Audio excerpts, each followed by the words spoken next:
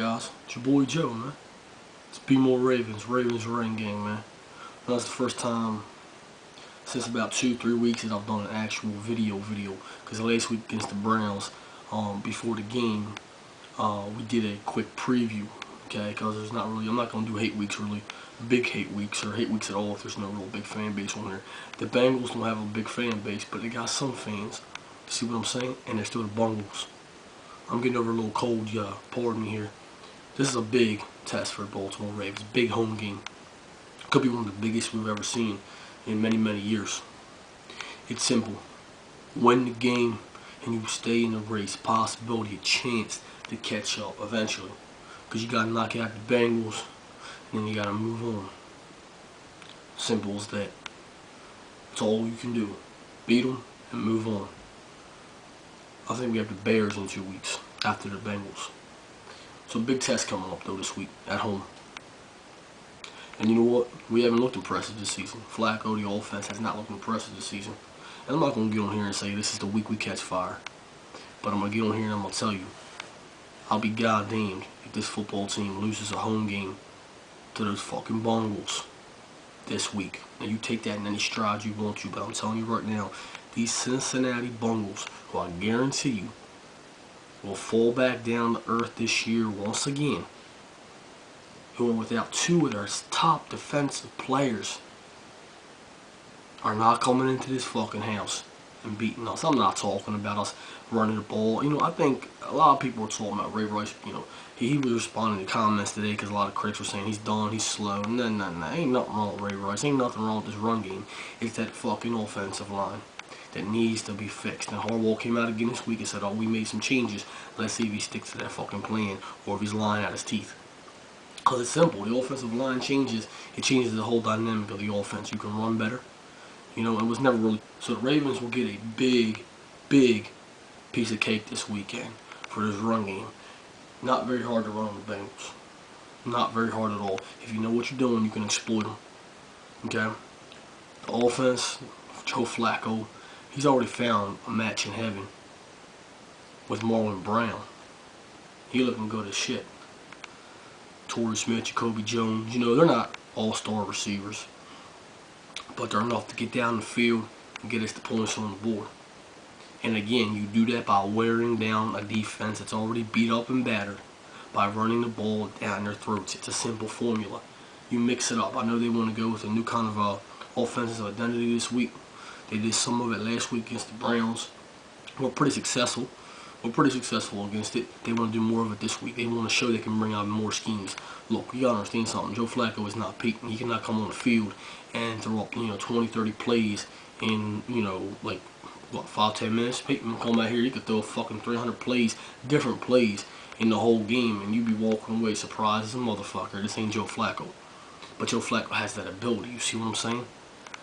Make him the decision maker, the play caller.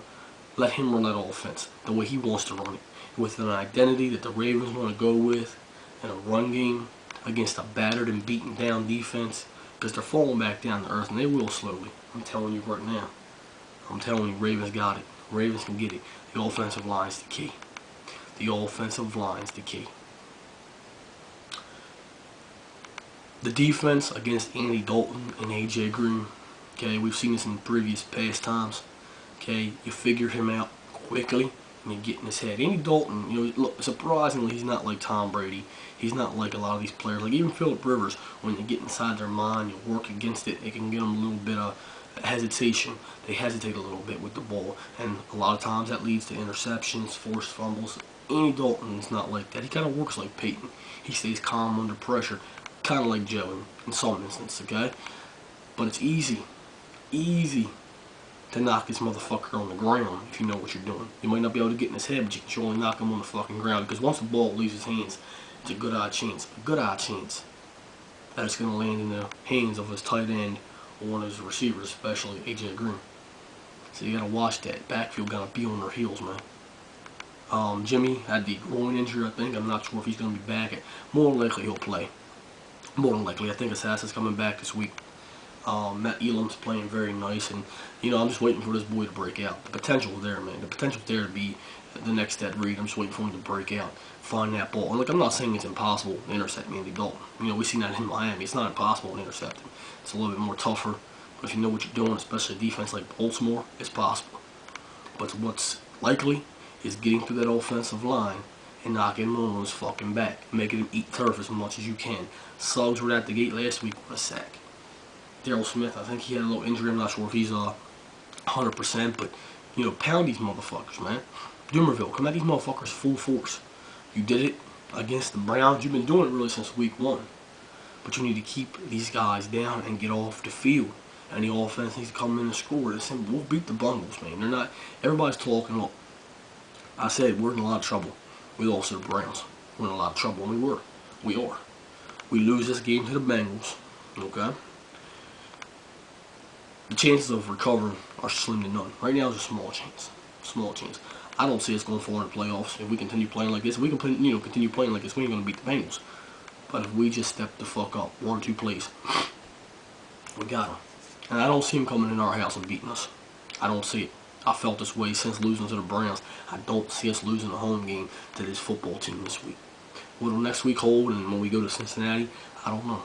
But I don't see it.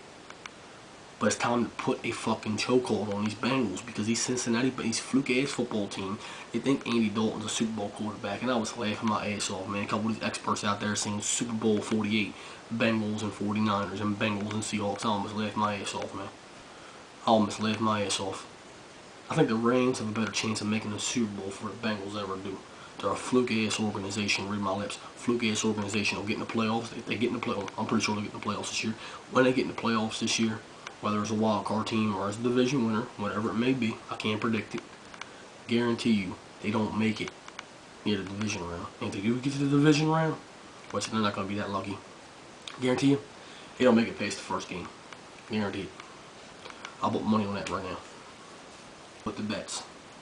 Me and Atrains, I haven't really talked to him this week, but he made a bet to me and a couple other people. And look, I've always been close to, good friends with Atrains, man. Always been close to him on YouTube, man. He's a good guy. He's a good Bengals fan. You see what I'm saying? Always talk with him. Did Skype with him. He's a cool person. And he made a bet to me. Offered me a bet, which was similar to what I did a couple of years back, singing the Bengals fight song or something else in it. I got to read up on it. And of course, I accept the bet. And if Baltimore loses, I want you to pretty much do the same thing, man. Come on with the Ravens fight song and go ahead and sing that and cheer us on, man. It's something simple. See what I'm saying? So that's the bet, how it is between me and A-Train. If of course the Ravens lose or the Bengals will lose. One more thing, I'm gonna throw out a message here to our good friend Corbin. Me and him's had a little misunderstanding with a bet that I owed him. Bro, I've already sent you a message. Okay, write me back so we can talk. See what I'm saying? Keep the lines of communications open, because you ain't gonna write me. Okay, you ain't gonna write me out like some kind of tough guy. Keep the lines of communication open. We'll work something out. It's your boy Joe. Be more Ravens online. Peace out, guys.